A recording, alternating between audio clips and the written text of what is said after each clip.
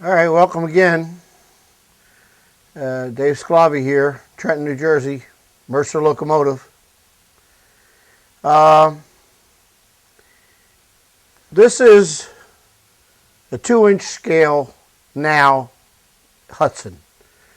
I started this locomotive in 1984, which is built from the original casting, or not castings, but original patterns and plans from the Becker locomotive, if you know what that is, the Centerville and Southwestern Railroad, which was on a dairy farm in Roseland, New Jersey, about an hour north of here. It ran, that locomotive, 1501, ran on that railroad for quite a number of years, and then it was retired in 72 and went to the Ford Museum. And in 1984, it was up for auction, which I attended, and I bid on the locomotive, and I was beat out by none other than Thomas Monahan, the owner of Domino's Pizza, which, I'm dealing with an $800 million guy. How can I beat that guy? Anyway, I was beat out by $10,000. Went for $60,000. That was a little bit devastating because I thought I had a good shot, which I did. I was the only other bidder. And at that point, I decided I was going to build a duplicate engine, which was able to be done because my friend Keith Muldowney, who in 1974 bought all the patterns from Mr. Becker for the entire railroad, not just the locomotive, but everything that he had patterns for, and a lot of his spare parts and so on. So it was quite possible. I made arrangements with Keith to borrow the patterns. I had to do a few patterns needed some work. I had to do a little work to them because they were, at that point, 84, 45, 50 years old. So the engine was actually built in, started in 38 and finished in 40.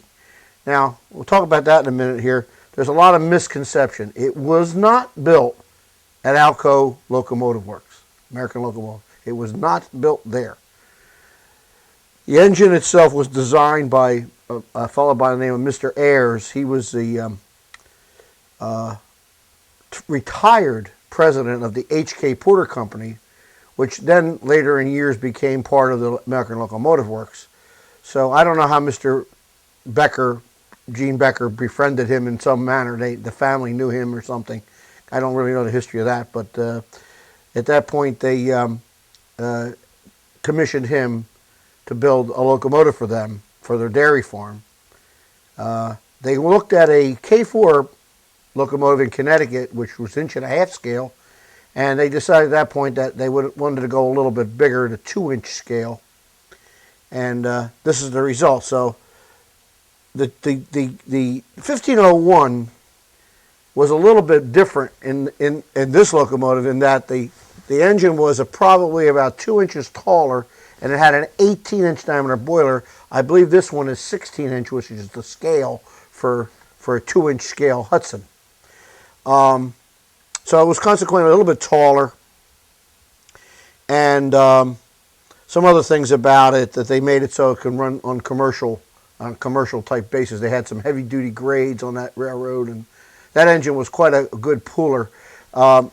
In between the drivers, there was a counterweight, a weight from the front of the cylinders back to the last driver. In this case, there's 3 now. There was, of course, 4. That was a 484. This is a 464, one driver less. And there was a heavy weight that went in between there, and then it had lead addition, which totaled to 1,200 pounds additional over the drivers.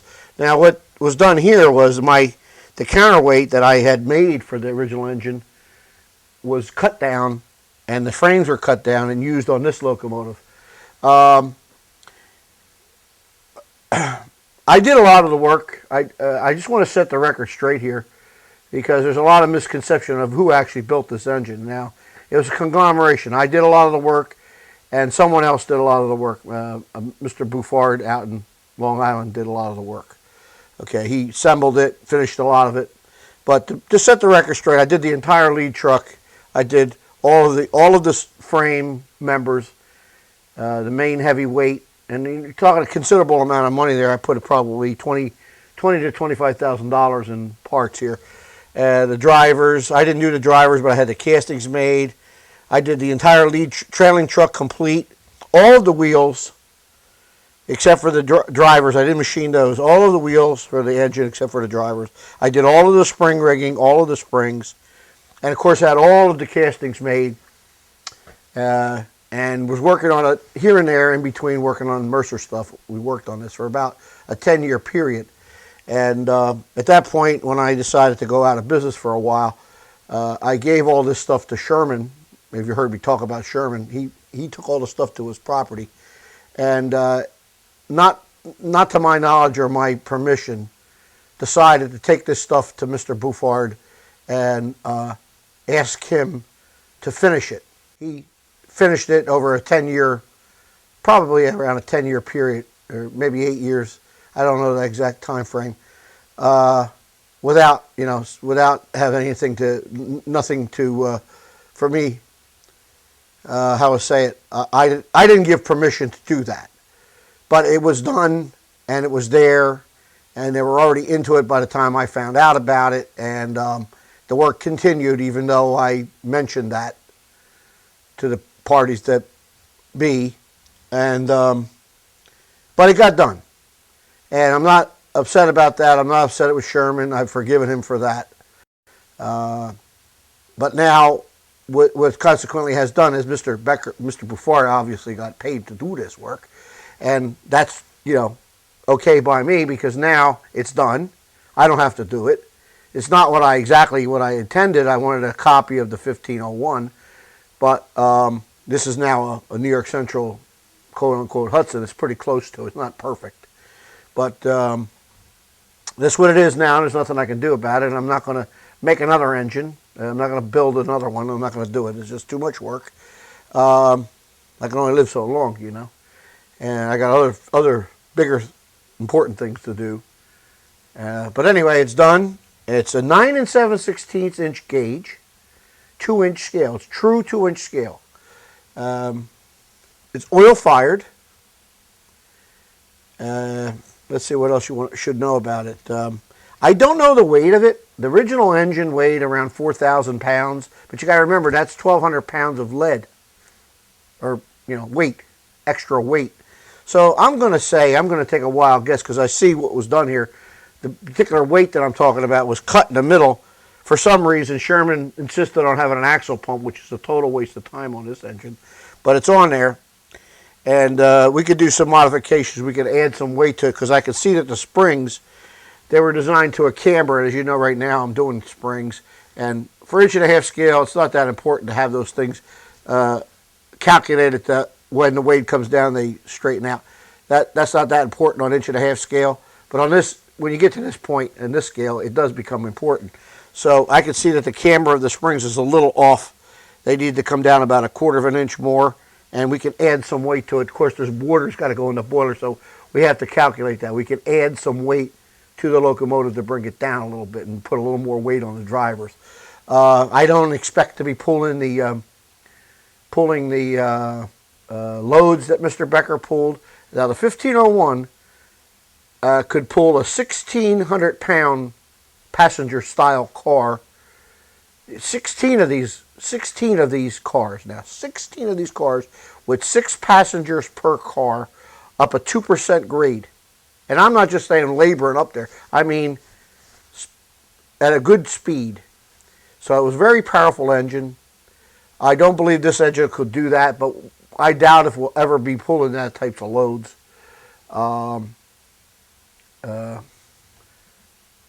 think that if run at all, it'll be run mostly privately.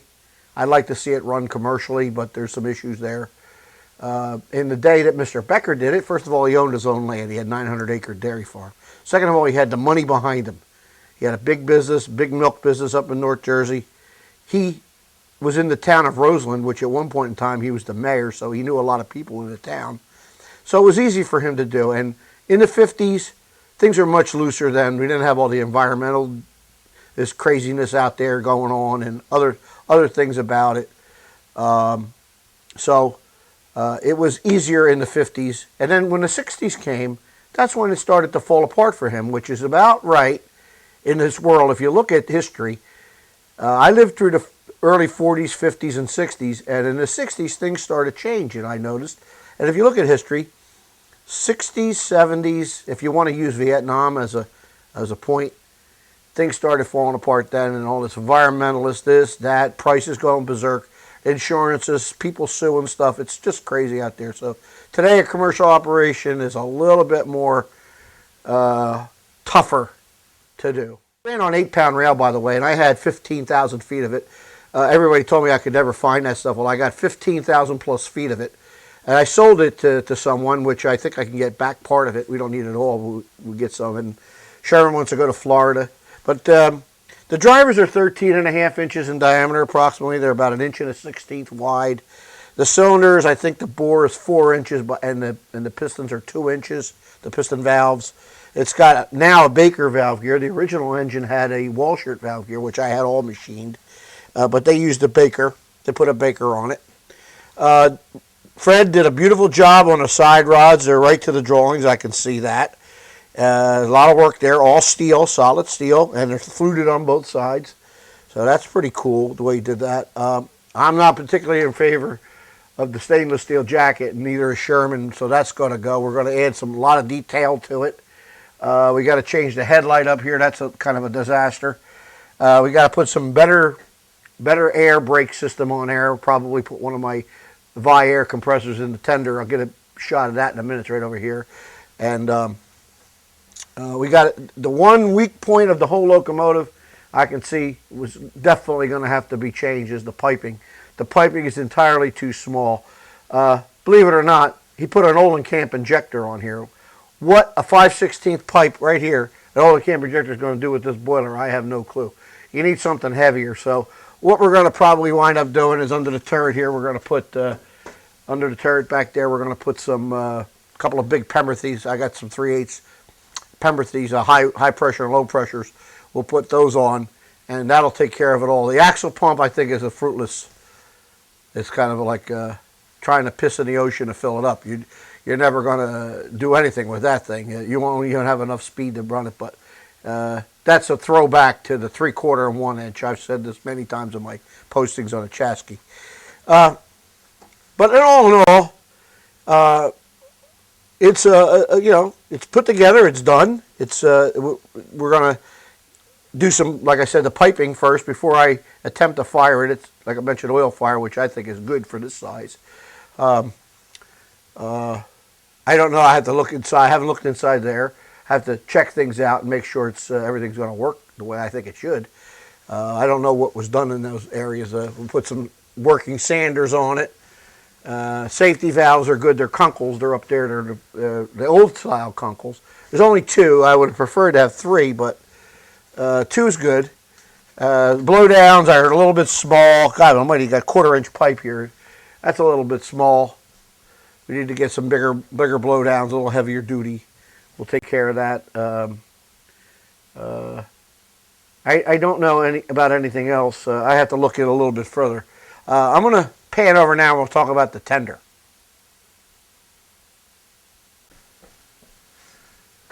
All right, this tender back here. It's all brass. That's the right thing. It's a tank. The way I see it, it looks like it's a tank in there. It's not a tank within a tank. It's got some beautiful, I always loved these 6-wheel style Commonwealth trucks. They're pretty much scale and right on the money.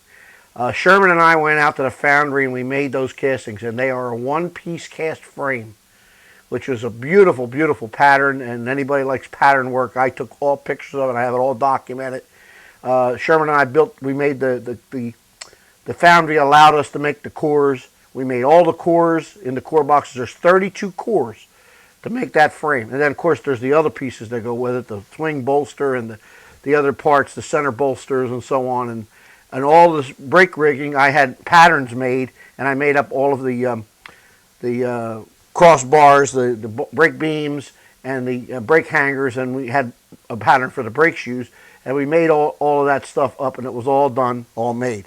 But I made all the journal boxes here. I made my own pattern for that and put a Timken sign on there. The original had Centerville and Southwestern, CNSRR on there.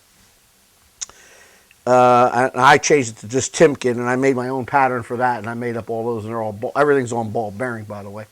I did all the journal boxes on the main drivers on the locomotive too, and they're like 6x6 with a bearing about yo big. It's beautiful, and they have bronze slippers on the sides. They're bronze bearings. They were all made out of bearing bronze, and I had a casting made, and I machined it. It was an awful lot of work. The springs, all that stuff in there was a lot of work. Years of time in there. As far as the original railroad, I'm going to talk about that in a minute here. The original railroad was donated to the Monmouth County Park Systems with the stipulation that it can never be given to anything else but another public entity, meaning a town, the United States government, whatever. No individual person could get it. But that is a fallacy there, and I'll explain that in a minute. I had a lot of plans for that. I was working with Monmouth County very closely. I had a good friend, dear friend, still a friend of mine, Joey Smith, who was the head carpenter there, and he got me involved with some of the people there.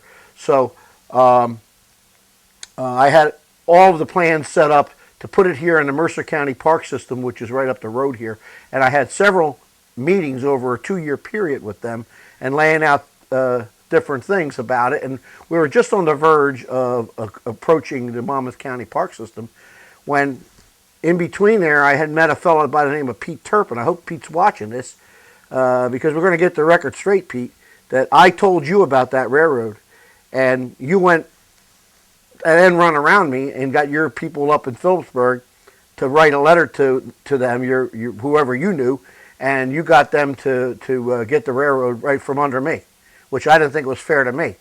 But in any event, I'm incorporated under the name Centerville and Southwestern Railroad. And anybody who wants to check that out could check that out on the New Jersey corporations. I'm listed there, okay, myself and my attorney. So that's my name, and they're using it up there illegally, but I don't say nothing about it.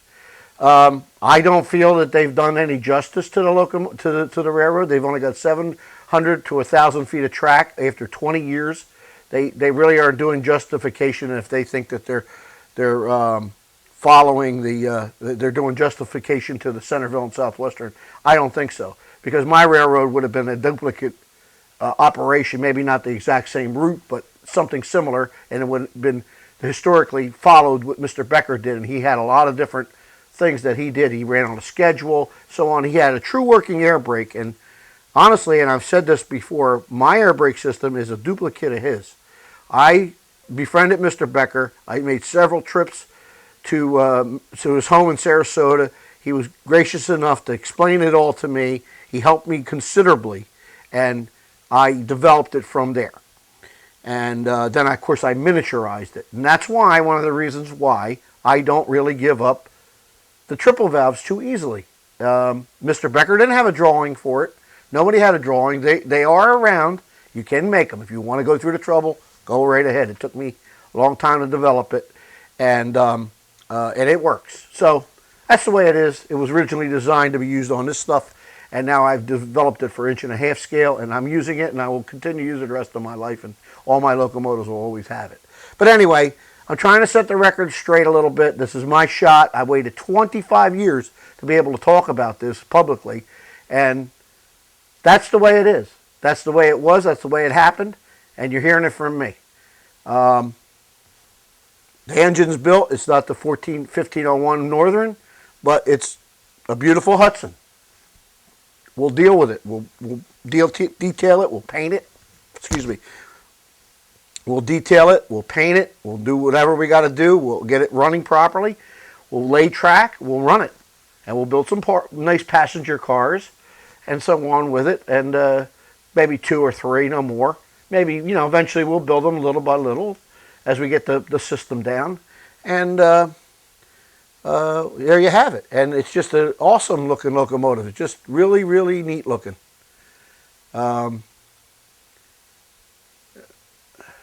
Well, anyway, that's the saga, 25-year saga, 1984 till present. Just about about April, I think, of '84 is when I started it approximately then.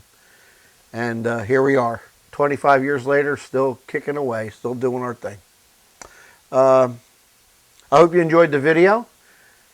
Next time you see me, we'll be at Cabin Fever. In a couple days, on Thursday, I'll be leaving. I'll be there Thursday, Friday, Saturday, and Sunday.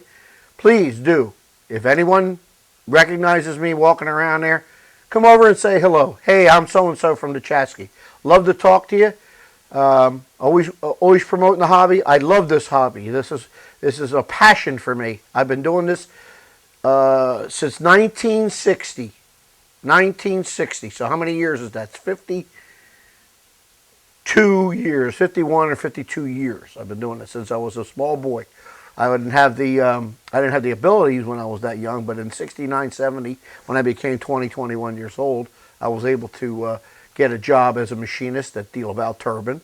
And I mentioned it, my mentor, Irv Lieberwitz, taught me how to run a lathe, and I learned other machinery. I served a short-time apprentice for tool and die, and I learned that.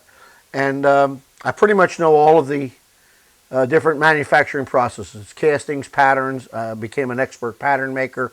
I know all of the processes, and I'm learning more all the time. I'm going to learn now, believe it or not, Charles Nelson's getting his way. I got the CNC. I'm starting to build a plasma cutter / router, and I'm going to cover that on videos as well. So I enjoy making these videos.